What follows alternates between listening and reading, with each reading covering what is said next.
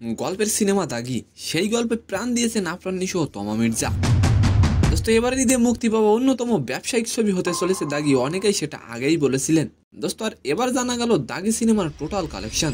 And second নিউজটি থাকবে দোস্ত, পেহেলগামে হামলার পর থেকেই উত্তেজনা চলছে ভারত ও পাকিস্তানে। এমন উত্তেজনার মাঝে হঠাৎ কি কারণে শিকার ধাওয়ানকে জাপানের আমন্ত্রণ জানালেন শহীদ আফ্রিদি। তো আশা করি নিউজ দুটি জানতে ভিডিওটি অবশ্যই সম্পূর্ণ দেখবেন। দাগি মুভির দ্বিতীয় দিনের মাথায় সিনেমার প্রযোজক বলে দিয়েছিলেন দাগি সিনেমা সুপারহিট।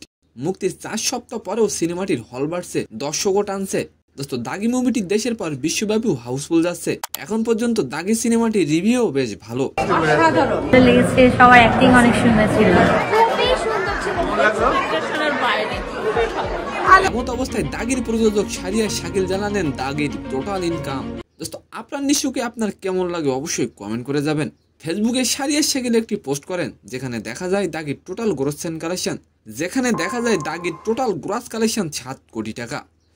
দোস্ত, অনেকেই বলেছিলেন দাগি বরবাদকে টেক্কা দিবে দোস্ত, তবে দাগিকে পেছনে ফেলে বরবাদ অনেকটা দূরে এগিয়ে গেছে।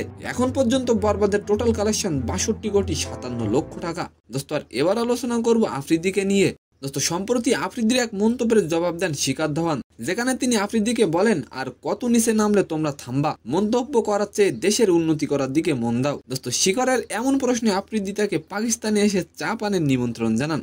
তো সম্মানিত দর্শক, আজকের ভিডিওটি কেমন লাগলো অবশ্যই কমেন্ট বক্সে জানাবেন। আর ভিডিওটি যদি ভালো লাগে অবশ্যই একটি লাইক দিয়ে আমাদের চ্যানেলটিকে সাবস্ক্রাইব করে দিবেন। ধন্যবাদ।